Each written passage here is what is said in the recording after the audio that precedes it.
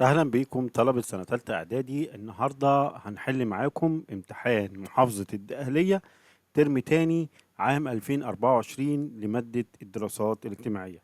أول سؤال في الجغرافيا هنا بيقول لك: أمامك خريطة صماء لبعض قارات العالم، اكتب مدلول الأرقام التي عليها. بيقول لنا رقم واحد يشير الرقم واحد إلى نمط الزراعة، وهنا مش هقول على الولايات المتحدة الأمريكية، واحنا عارفين إن الولايات المتحدة الأمريكية فيها نمط الزراعة العلمية والتجارية الواسعة. يبقى هنا الزراعة العلمية والتجارية الواسعة. رقم اتنين يشير رقم اتنين إلى مركز صناعة حديث، وده مش هقول هنا على دولة الأرجنتين، فهنكتب الأرجنتين. تلاتة المحيط مسطح مائي، ده المحيط الأطلنطي. رقم أربعة يشير رقم أربعة إلى دولة قامت بتوليد الكهرباء من الرياح، ودي هنا مش هقول على دولة فرنسا. سؤال ب بيقول لنا بما تفسر ترتبط مصر ونيجيريا بعلاقات اقتصادية كبيرة. تمام. هقول له مصر تصدر إلى نيجيريا الأسمدة والإطارات ومواسير الألمنيوم والمحولات الكهربائية والمعدات الثقيلة والأسلاك النحاسية، بينما تستورد مصر من نيجيريا السلع الزراعية وخاصة الحبوب الزيتية. تمام. ودي العلاقة اللي بين مصر ونيجيريا الاقتصادية. السؤال الثاني: بما تفسر تتنوع السهول بجمهورية الهند. قال له حيث توجد بالهند سهول ساحلية، منها سهل كورمندل على ساحل خليج البنغال في الشرق، وسهول ملبار على ساحل البحر العربي في الغرب، كما توجد سهول فيضية حول نهر الجنج في الشمال وسهول في الجنوب. تمام. طيب، سؤال ثلاثة بيقول يسود ألمانيا مناخ غرب أوروبا والممطر طوال العام وخاصة بالأجزاء الشمالية. هقول له بسبب تأثير ألمانيا ببحر الشمال والمحيط الأطلنطي، فالصيف معتدل وترتفع درجة الحرارة بالاتجاه شرقا، والشتاء تنخفض فيه درجات الحرارة إلى ما دون الصفر المئوي. طيب، بعد كده بيقول لنا ما العلاقة بين كل من روسيا والطاقة الغير متجددة. احنا عارفين الطاقة الغير متجددة اللي هي يا اما الفحم والبترول والغاز الطبيعي. هقول له تحتل روسيا المركز الثاني عالميا في انتاج احدى مصادر الطاقة الغير متجددة وهو البترول. بعد كده الصين والهند والغذاء الرئيسي لمعظم شعوب العالم. احنا عارفين ان الغذاء الرئيسي لمعظم شعوب العالم هو القمح، فهقول هنا تحتل الصين والهند المركز الأول والثاني عالميا في إنتاج القمح الذي يعد الغذاء الرئيسي لمعظم شعوب العالم. تمام. والذي يصنع منه الخبز والمكرونة والحلويات. سؤال رقم ثلاثة: ما العلاقة بين الأنماط المختلفة للزراعة والتكنولوجيا الحديثة؟ هقول له يؤدي اختلاف أنماط الزراعة إلى اختلاف الأدوات المستخدمة. فمثلا الزراعة البسيطة تستخدم أدوات بدائية، بينما الزراعة الكثيفة يصعب فيها استخدام الآلات والميكنة بسبب صغر مساحة الحقول الزراعية. بينما الزراعة العلمية والتجارية تعتمد على الآلات والميكنة الحديثة، لذلك تقل بها التكاليف والعمالة الزراعية. بعد كده السؤال الثاني: ألف صوب ما تحته خط. تعتبر مدينة هامبورغ أهم الموانئ الألمانية وهي قريبة من، طبعا بحر، مكان البحر البلطي هيبقى بحر الشمال. بعد كده بيقول لنا احتل الفحم المصدر الرئيسي للطاقة في العالم حتى طبعا أوائل القرن العشرين. بعد كده تشترك ألمانيا في حدودها مع العديد من الدول الأوروبية، فمن الشرق تحدها دولتين هما بولندا والتشيك. 4 يمثل الأقاليم الصناعية الرئيسية في العالم، هم 5 أقاليم. رقم 5 بيقول لنا تعد الهند وإندونيسيا من الدول الرئيسية المصدرة للأسماك في العالم. طبعا بدل الهند وإندونيسيا هنكتب الصين والنرويج وتايلاند. 6 تنمو الغابات الموسمية على السواحل الغربية والشرقية للهند، وحشائش قصيرة على هضبة الدكن.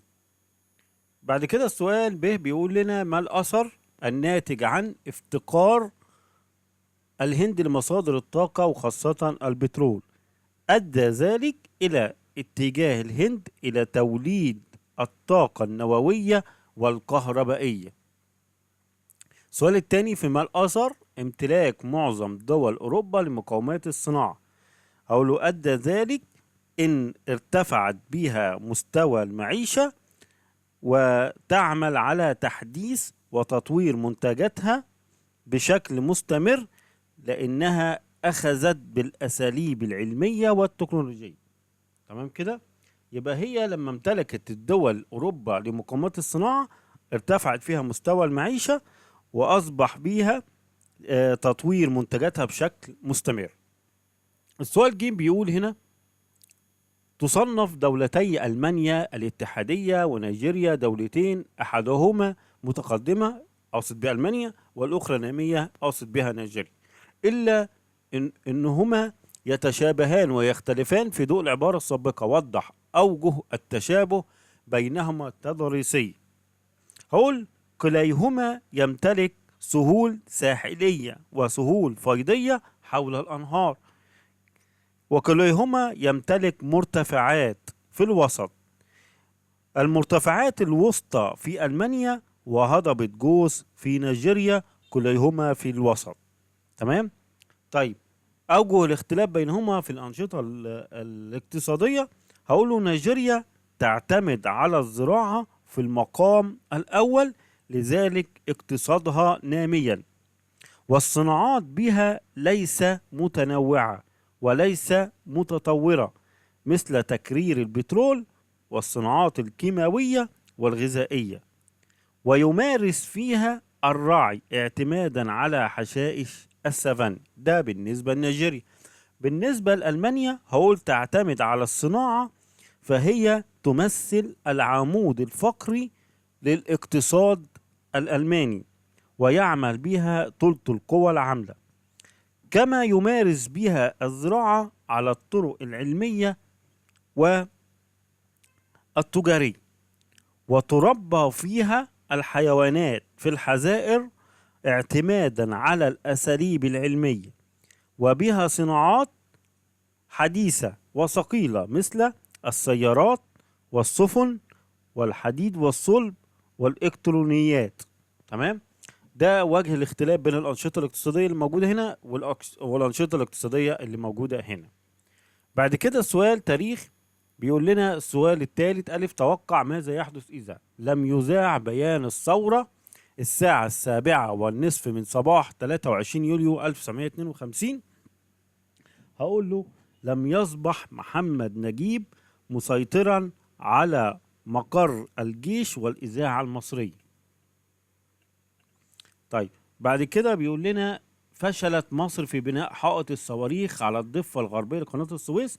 هقول يؤدي ذلك اختراق الطائرات الإسرائيلية للأجواء المصرية وفشل خطة عبور قناة السويس. بعد كده السؤال ب بيقول من أهم الأدوار العربية الداعمة لكل من مصر وسوريا والتي أسهمت بشكل كبير في انتصارات أكتوبر 1973. السودان هل كان الدعم فيها دعم مالي ولا عسكري؟ والجزائر. السودان قدمت دعما عسكريا لمصر وسوريا في حرب أكتوبر، يبقى هنا هنكتب دعم عسكري. بينما الجزائر قدمت دعما ماليا وعسكريا، يبقى دعم مالي وعسكري، يبقى تحت السودان هنكتب عسكري. تمام؟ وتحت الجزائر هنكتب دعم مالي وعسكري. سؤال ج بيقول اختر الإجابة الصحيحة من بين الأقواس فيما يلي. من أهم القادة العسكريين الذين حصلوا على قلادة النيل العظمى بعد حرب أكتوبر 1973. هقول له سعد الدين الشاذلي. بعد كده ساعدت ثورة 1952 دول أفريقية عديدة لنيل الحرية والاستقلال، منها طبعا كينيا. 3 في أعقاب حرب فلسطين 1948 أصبحت الضفة الغربية بها قوات هقول له أردنية. 4 تجلى دور مصر البارز في مؤتمر باندونج الذي عقد في إبريل 1955، والتي اشتركت فيه مصر في بدايته مع 3 دول اللي هي الهند ويوغوسلافيا، تمام كده، واندونيسيا. بعد كده بيقول لك ما رأيك فيما يلي نتائج معاهدة السلام في مارس 1979 بالنسبة لمصر. هقول له أرى إنها في صالح مصر، حيث استردت مصر شبه جزيرة سيناء بالكامل 1982 ما عدا مدينة طابة التي حصلت عليها بالتحكيم الدولي. السؤال الثاني، في ما رأيك رد الفعل العربي واليهودي بشأن قرار تقسيم فلسطين 1947 بين فلسطين والوطن العربي؟ تمام كده. هقول له أؤيد الرد الفعل العربي لأنه رفض مشروع تقسيم فلسطين، بينما أدين موقف اليهود الذين وافقوا على التقسيم وقاموا بطرد العرب من ديارهم وسلب أموالهم وأرواحهم وارتكاب أبشع المذابح مثل مذبحة دير ياسين. تمام كده. السؤال الرابع بيقول لمن تنسب الأعمال؟ ألف، أنشأ أول مدرسة لتعليم البنات 1873 استجابة لدعوة رافع الطهطاوي. هقول له ده الخديوي إسماعيل. 2، تعيين الدكتورة عائشة راتب وزيرة للشؤون الاجتماعية 1971. هقول له ده محمد أنور السادات. السؤال الثالث بيقول تنازله عن العرش مصر ومغادرة البلاد مساء 26 يوليو 1952 دون صدام عسكري، ده الملك فاروق. هزيمة القوات الإسرائيلية عندما حاولت احتلال مدينة بور فؤاد، طبعا دي القوات المصرية أو الجيش المصري. بعد كده سؤال ب بيقول قيم من خلال دراساتك الآتي الاختلاف بين الدور العسكري للجيش المصري في ثورتي 23 يوليو 1952 و25 يناير 2011. هقول أول حاجة الدور العسكري للجيش المصري في ثورة 23 يوليو 1952.